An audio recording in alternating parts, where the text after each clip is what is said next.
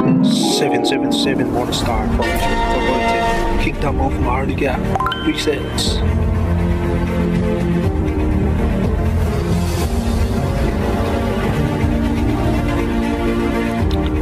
Meet the Real Jesus.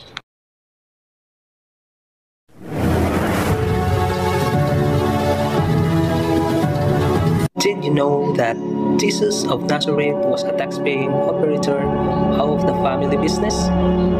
Was attracted to beautiful girls, wine and dined in the homes of the wealthy, as well as slept on the bare ground, ate angel food and talked to spirits, was not born on December 25, owned at least one nice home and probably two, was strong, athletic, well-muscled, and rugged, had short hair. Did you know that Jesus is actually alive today? And here, the Morning Star will testify this. Welcome to chapter 17. Was Jesus a lawbreaker? Part 5. Hello people and Maharlikans all over the world. We have a brand new topic today. This is very informative.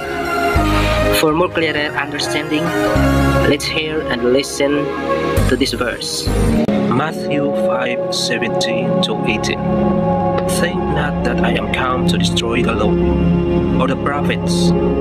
I am not come to destroy, but to fulfill.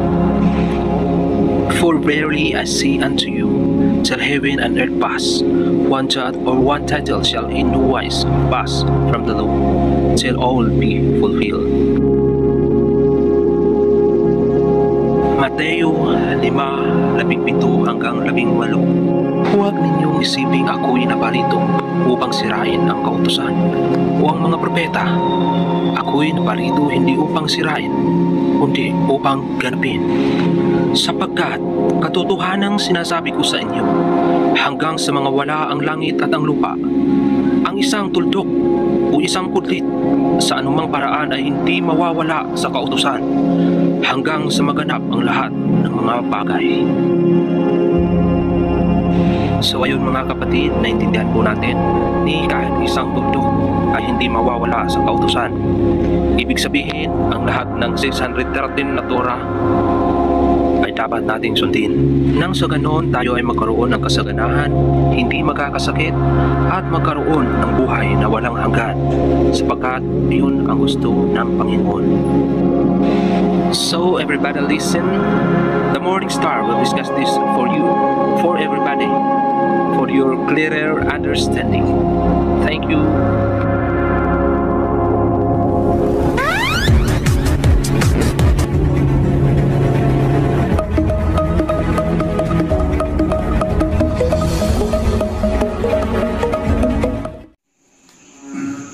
Good day.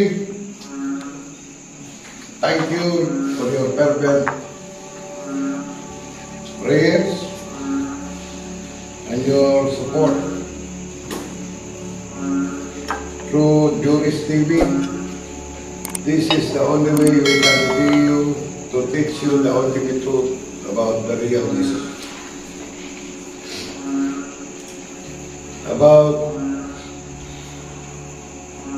these several other healing are mentioned as taking place on the Sabbath. In several cases, Jesus had to defend himself and use an argument similar to one already mentioned.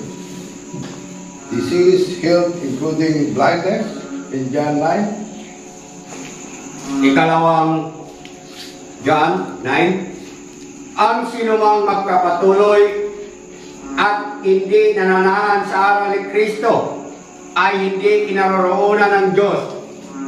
Ang nananahan sa aral ay kinaroroonan ng Ama at gayon din ng Anak. Ako But Luke 13:10 to 13. At siya'y nagtuturo sa mga sinagoga ng araw ng Sabat. At narito, ang isang babae na may espiritu ng sakit na may 18 taon na, at totoong baluktot at hindi makaunat sa anumang paraan. At nang siya ay makita si Jesus, ay sa kanyang tinawag siya at sinabi niya sa kanya, "Babae, kalab ka na sa iyong sakit." At ipinatong niya ang kanyang mga kamay sa kanya. At pagdaka, siya ay nauna at niluluhati niya ang Diyos. And also the dropsy, Luke 14:1 to 6. Lucas 14:1-6. At nangyari sa pagpasok niya sa bahay ng isa sa mga pinuno ng mga Parisiyo na isang Sabat upang kumain ng tinapay at inaabangan nila siya. At narito, sa kanyang harapan ay may isang lalaking namamaga. At pagsagot ni Jesus ay nagsalita sa mga tagapagtanggol ng kautusan at sa mga Parisiyo na sinasabi, "Matuwid ba ka o hindi na magpapagaling sa Sabat?" Datapwat sila ay di nagsiimig at siya ay tinangnan niya at siya ay pinagaling at siya ay pinayaon. At sinabi niya sa kanila, "Sino kaya sa inyo ang kung magkaroon ng isang asno o isang bakang lalaki na nahulog sa hukay at pagdakay hindi kukunin kahit araw ng Sabat?" At dinamuling nakasagot sila sa kaniya sa mga bagay na ito. Once again, the fundamental point being made is affirmation by Jesus of why He had created the Sabbath. What is the purpose was and how it was a great blessing to men. Josephus record that the Israelites were to speak. They would not even believe themselves on the Sabbath. In Mark 2:8-9. At pagkaunawa ni Jesus sa kanyang espiritu na sila'y nangagbubulay-bulay sa kanilang sarili, pagdakay sinabi sa kanila, "Bakit binubulay-bulay ninyo ang mga bagay na ito sa inyong mga puso? Alin baga ang lalong magaang sabihin sa lumpo? Ipinatatawad ang iyong mga kasalanan o sabihing magtindig ka at buhatin mo ang iyong higaan at lumakad ka?" It seems that more effort would have been exerted to wait than to go. Whether Josephus can be trusted in this is not certain, but it does help illustrate the strictness with which many keep the Sabbath. Jesus did not violate the principle of the Old Testament Sabbath. He showed the correct spirit in which it should be kept. Jesus was a Sabbath keeper, not a Sabbath breaker. Just as he kept the weekly Sabbath, Jesus also kept the annual feast day.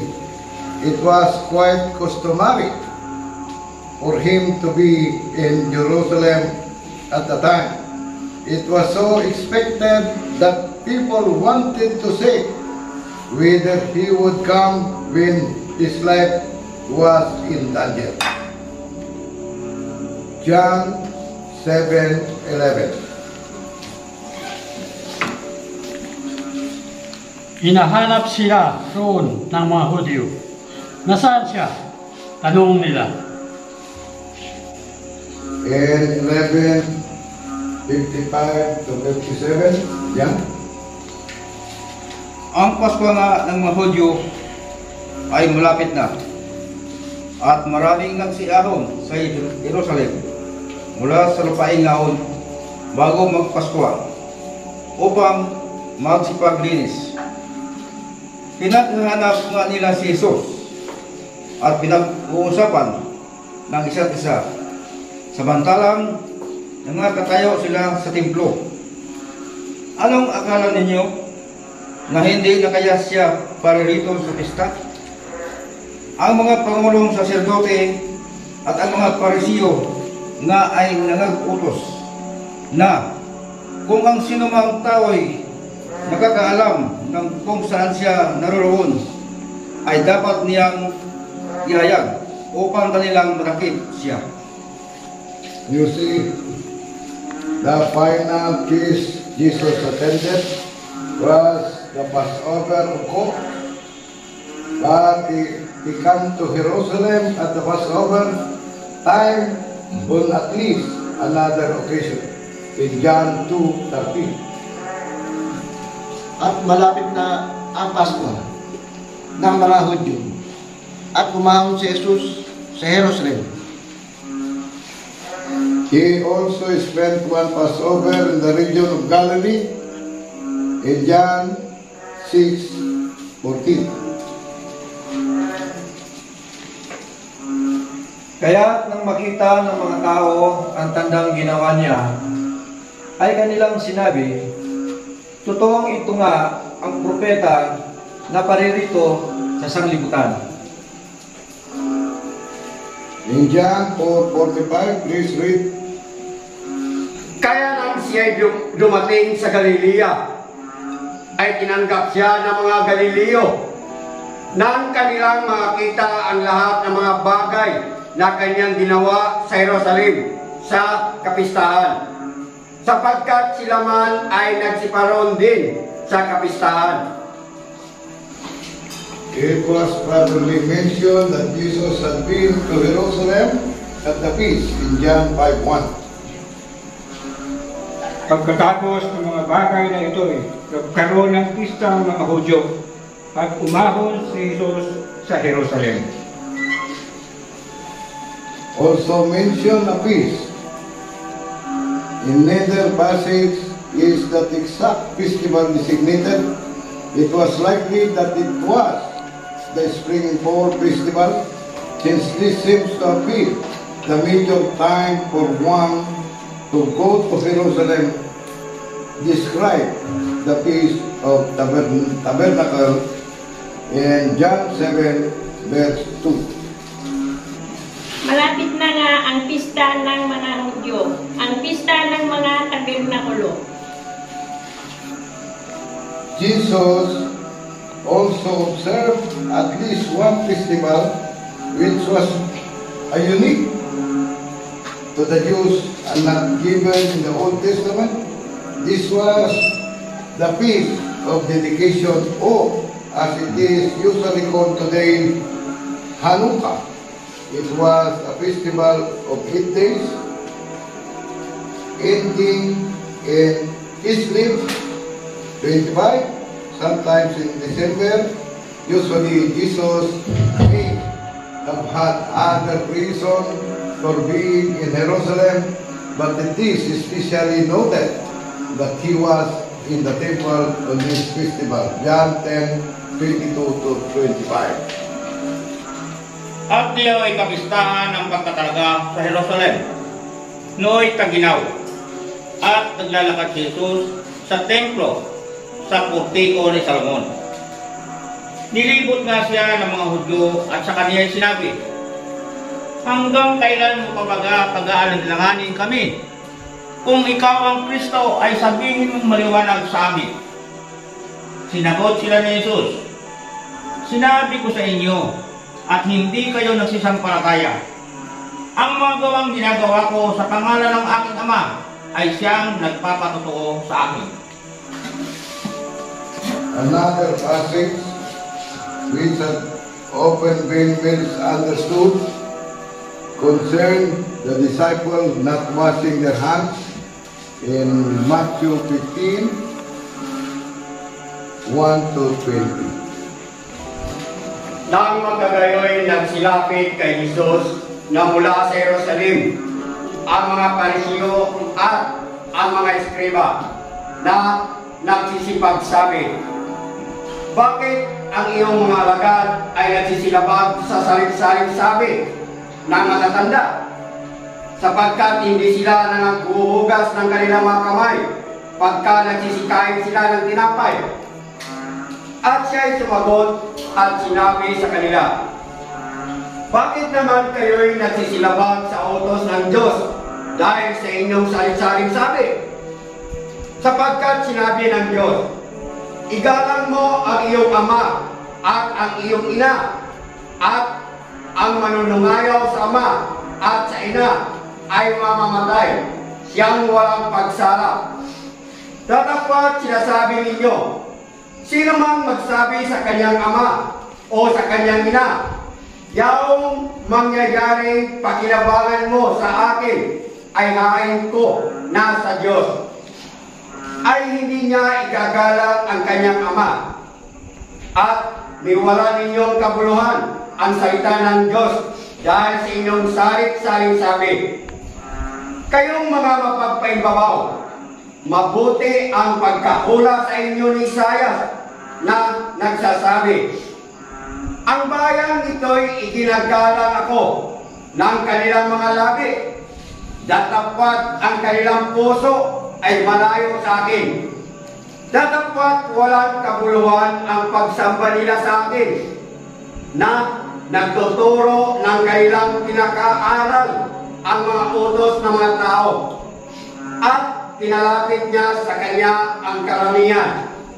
At sa kanila ay sinabi, pakinggan ninyo at unawain. Hindi ang pumapasok sa bibig ang siyang nakakahawa sa tao, kundi ang lumalabas sa bibig, ito ang nakakahawa sa tao. Nang magkagayoy nagsilapit ang mga alagad, at sa kanya ay sinabi, nalalaman mo bagang nang damdam ang mga Parisiyo pagkarinig nila ng pananalitang ito? Datapwat sumagot siya at sinabi, ang bawat halamang hindi itinanim ng aking ama na nasa kalangitan ay bubunutin. Pabayaan ninyo sila. Sila ay mga bulag na taga-akay. At kung ang bulag ay umakay sa bulag, ay kapwa sila mga huhulog sa hukay. At sumagot si Pedro at sinabi sa kanya, ipaliwanag mo sa amin ang kalinghaga. At sinabi niya, kayo baga na may wala pa rin pag-iisip? Hindi pa baga ninyo nalalaman na ang anumang pumapasok sa bibig ay tumutuloy sa tiyan at inilalabas sa daanan ng dumi? Datapwat ang mga bagay na lumalabas sa bibig ay sa puso ng gagaling, at siyang nakakahawa sa tao. Sapagkat sa puso ng gagaling ang masasamang pag-iisip, mga patay, mga pangalunya, mapakikiapit, mga pagnanakaw, mga pagsaksi sa di katotohanan, mga pamumuso. Ito ang mga bagay na nakakahawa sa tao. Datapwat ang kumain hindi nagbukas ng kamay ay hindi makakahawa sa tao.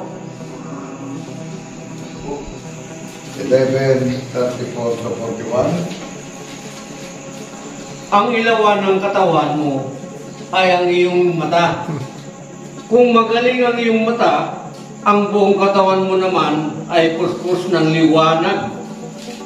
Datapwat kung ito'y may sakit, ang katawan mo na may puspos ng kadiliman. Masdan mo nga kung ang ilaw na nasa iyo ay baka kadiliman. Kaya nga, kung ang buong katawan mo ay puspos ng liwanag na walang anumang bahaging madilim, ito'y lubos na mapuspos ng liwanag, gaya ng pagliliwanag sa iyo ng ilawang may liwanag na maningning. Samantala ang siya'y nagsasalita, ay inanyahan siya ng isang parasiyo na kumain kasalo niya, at siya'y pumasok at naupo sa dulang. At nang makita ito ng parasiyo, ay nagtaka na siya'y hindi muna naghugas bago nananghali. At sinabi sa kanya ng Panginoon, gayon nga kayong mga Parisiyo, na nililinis ninyo ang dakong labas ng saro at ng pinggan. Datapwat ang loob ninyo'y puno ng pangluluti at kasamaan. Kayong mga halin, di baga ang gumawa ng dakong labas ay siya rin gumawa ng dakong loob. Datapwat ilimos ninyo ang mga bagay na nasa kalooban, at narito ang lahat ng mga bagay ay malilinis sa inyo. The scribe or scribes and the Pharisees were attorneys at this. Was it because the disciples were unhygienic? No, because the washing is linked to the tradition of the elders. Is the tradition of the elders in Mark 7:3 and 4. Sapagkat ang mga Pariseo at ang lahat ng mga Hudyo ay hindi nagsisikain, kundi muna mga hugas na maingat ng mga kamay na pinanghahawakan ang mga salit-saling sabi ng matatanda. At kung nagsisipanggaling sila sa pamilihan, kung hindi muna mga hugas, ay hindi sila nagsisikain, at may iba pang maraming bagay na kanilang minana upang ganapin, gaya ng mga paghuhugas ng mga inuman at ng mga saro at ng mga inumang tanso. The subject was not cleanliness per se, but ritual cleanliness or purity. As Jesus showed, a person is not defiled by anything physical. A person can become ritually unclean. He can even kill himself by eating poison. But this is not defilement in its spiritual meaning. Only those sins committed by coming out of the individual truly defile him. What if he eats a bit of dirt? What if he ever eats something unclean? According to the Old Testament law, it is not good for him, but he is still not spiritually defiled. Jesus was not opposing the Old Testament, the laws of purity. He was opposing the tradition of the elders, because they were so much nonsense individual, holding up the ridicule the original instruction of God to Israel. Yet, most of all, Jesus was showing that the real concern of the individual should be for spiritual and moral issues. Ritual purity, without this, was nothing. This without ritual purity could make one righteous before God, even if not perfect. There is no hint that Jesus himself violated any of the Old Testament, the laws of purity. We can be sure that he kept them in every detail, in every minute detail. The only fault found with him was that of not observing the tradition of elders. But as he showed, this became an excuse to overturn the very heart of the Old Testament laws, such as honor and respect of parents. As already mentioned, Jesus did not in any way dishonor the temple. On the contrary, he upheld the proper respect for it among the regulations relating to the temple were the laws of teaching. Ikapo, the well-known passage in Matthew 23:23.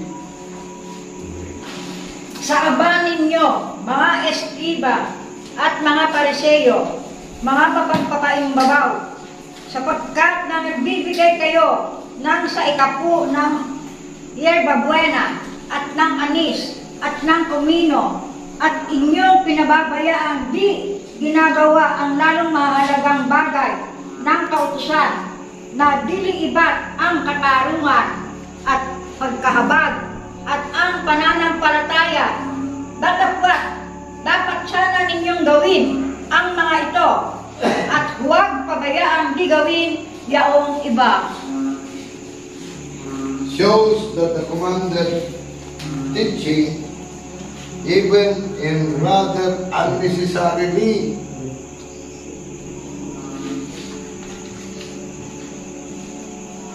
in minor passion, so long as the waiter, matter of the law, were not overlooked. Another example is that of the poor widow who found in only 2 copper coins given the value of the English coin. In King James translation, Jesus emphasized the greatness of her sacrifice in comparison to some who give much more in Mark 12:41-44. At umupo siya sa tapat ng kabangyaman at minasdan kung paanong inihuhulog ng karamihan ang salapi sa kabangyaman. At maraming mayayaman ang nanguhulog ng marami. At lumapit ang isang babaeng bao at siya ay naghulog ng 2 lepta na ang halaga ay halos 1 beles. At pinalapit niya sa kanya ang kanyang mga alagad at sinabi sa kanila, "Katotohanan ang sinasabi ko sa inyo, ang dukhang baong babae ito ay naghulog ng higit kaysa lahat ng nangaghulog sa kabangyaman. Sapagkat silang lahat ay nagsipaghulog sa kanila'y labis. Datapwat siya ay sa kanyang kasalatan ay inihulog ang buong nasa kanya, sa makatuwid bagay ang buong kanyang ikabubuhay." In Luke 21:1-4, at siya ay tumunghay at nakita ang mga taong mayayaman na nangaghuhulog ng kanilang mga alay habang sa kabangyaman. At nakita niya ang isang dukhang babaeng bao na dooy naghuhulog ng 2 lepta.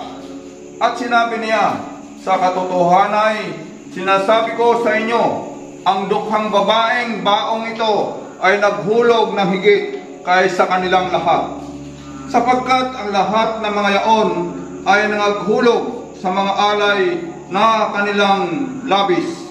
Natapat siya sa kanyang kasalatan ay inihulog ang buong kanyang ikabubuhay na nasa kanya. However, something often noticed is that the money was being contributed to the temple treasure. Furthermore, Jesus commanded the widow sacrifice for the sake of the temple. This is certainly not the attitude of one who considers the temple of no value. During the middle of the Feast of Tabernacles, Jesus went up into the temple openly and began teaching a sizable crowd of people, bringing up another of his example about the law. He said, I have done one work, and you all marvel. Moses gave circumcision, and so you practice circumcision even on the Sabbath day. Not because Moses was the one who gave, but because it came from Father long before Moses' time. If a man is to receive circumcision, the Sabbath day, in order that you avoid breaking the law of Moses, the way you look at it, why should you be angry at me? Because I have made a man every bit full on Sabbath day. Don't judge according to the appearance, leading to conclusion when you don't have the fact. Judge righteous judgment. John 7:21-24.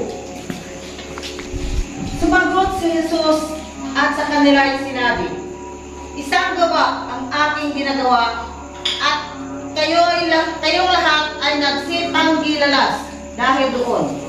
Ibinigay sa inyo ni Moises ang pagtutuli. Hindi sa ito'y kay Moises, kundi sa mga magulang.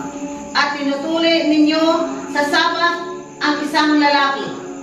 Kung tinatanggap ng lalaki ang pagtutuli sa Sabat upang huwag labagin ang kautusan ni Moises, gagalit baga kayo sa akin dahil sa pinagaling kong lubos ang isang tao sa Sabat?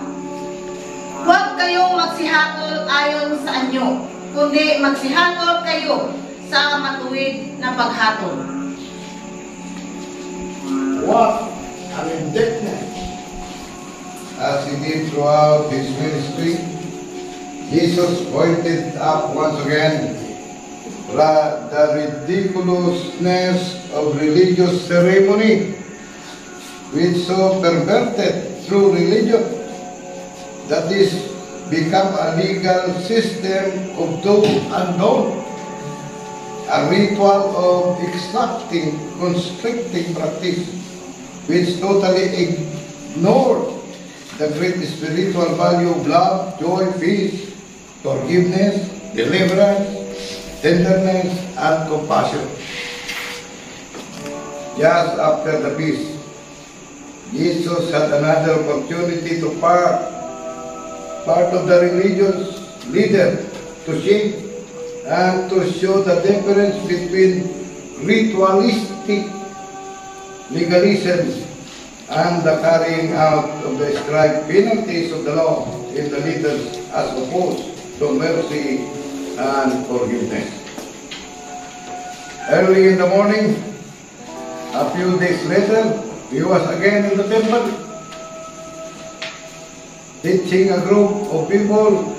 When the scribe and Pharisee heard about it, they were right in the process of questioning a woman who had been caught while in the very act of adultery. Why they couldn't catch the man is obscure.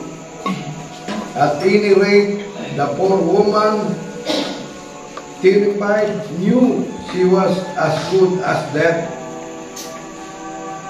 They truly intended to stone her to death. That very same day, however, a new thought arose here. It seems was a marvelous opportunity to take the woman directly to Jesus and see if he should defy the prescribed penalty according to the law of Moses. If he did, they thought he might be able to have legal excuse for stoning him to death right along with the woman. If he could make him even appear to beyond accomplishing to adultery, a person who could condone the deed, it could degrade Jesus to be bitter for death. Dragging the woman along with them, they finally come to the temple and pose their way toward until they brought the woman directly before Jesus. Take care. This woman was caught in adultery during the very act. There is no question about it. There are sufficient witnesses and she is guilty.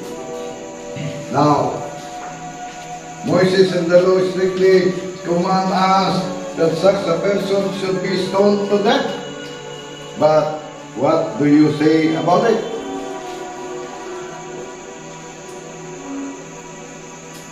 The temple floor was dusty in this large court from so many feet moving about in the public place, but the stones were highly polished and very smooth, without a word, but with tension sparking the electrified air. Jesus stooped down and appeared to begin writing characters on the dust of the stone with his finger. He kept writing for a few moments, with head down, arm and hand moving rapidly over the stone of the floor. Then Jesus stood up, took a couple of steps back and looked at them and said, "Whoever among you has never committed any sin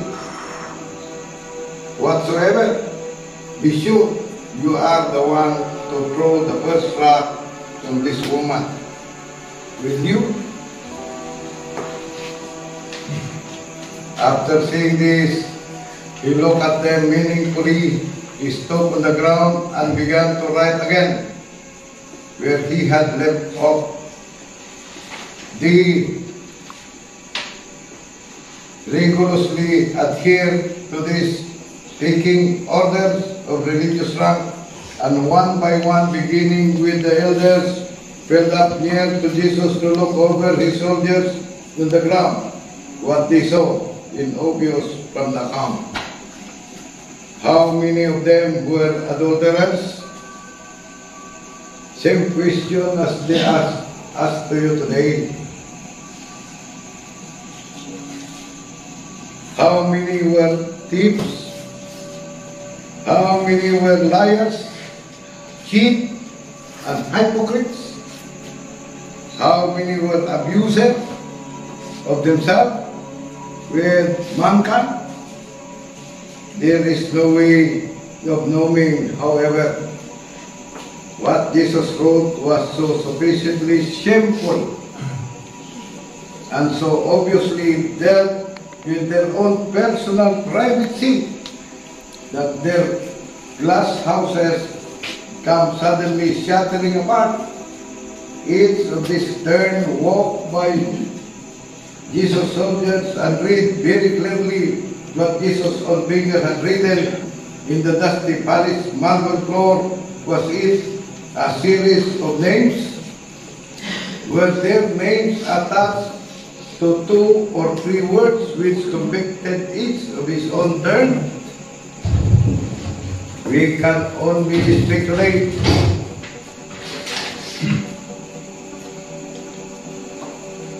But the account in John 8 chapter is clear. Each was convicted by his own conscience, and each very quietly, embarrassingly, shoved right on by Jesus' head to the ground, looking neither left nor right until he could find his way out of the group and outside the temple. The woman is still stoned by Jesus arose, looked around, and saw the woman standing there with a group of people he had been teaching, including some of his disciples. He said, "Woman, where are they? All your accusers? Is no one going to stay around to condemn you?" The woman said, "There is one here, however." The woman probably feared that Jesus, who is obviously seems to be in authority in the occasion, could have had the power to condemn her. Her shame, torment, sorrow, and fear, shame clearly out of her eyes. Jesus said, "Neither do I condemn thee. Go and sin no more." Same thing that if we are guilty, Jesus said, "Go and sin no more." Jesus was not condoning sin. He was offering forgiveness for sin and the opportunity to repeat and sin no more. Time and again, Jesus ripped away the packet and let the people and his disciples see the futility of believing God is a big, repetitive, mounting and posturing. Jesus shows it makes no difference if men turn around in circles, stand on foot or that, raise his hands on the other, wear this cloak on the other carefully, pronounce this word on the other, sprinkle salt, tinkle bell, light candle, tap Bible talk out of the side of their mouth, or in colloquial accent, butcher and slaughter sheep, cattle, goat, and oxen by the thousand, rotate prayers, whales swallow whoppers, smug asses in their forehead, wave palm pros about in the air, stare at the sun while it rises, equate, stoop near, splash water, dab, flip over, change, global on the ground, bubble on vigorous, work with step, bow and wave, give and mother, cry genuine tears, sing beautiful song, smile, yeah, typical smile, draw bird, shape birds, wear uniform, issue uniform, drive automobiles, or sound automobiles, repeat the Lord's Prayer, endlessly, constantly in stone, bless you, Jesus, until the words lose meaning. None of these appease, satisfy, move, or modify God, but giving, serving, sharing, forgiving, healing, helping. That's what Jesus said. God to religion is not about. Jesus fully supported the Sabbath and holiday under the Old Testament. He had created them as God. He observed them himself as a man, and he taught his disciples to teach their disciples that all men should keep this God-ordained law. So, God bless to all, especially the members of the 7-7 Morning Star and all listeners in the Juris TV. Subscribe, click to the genuine truth about Jesus. May God bless you always, including your loved ones, families, and many others.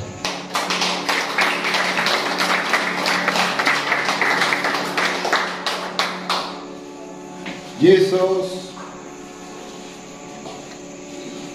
is a lawgiver, never as a law breaker. Thank you very much to each and everyone.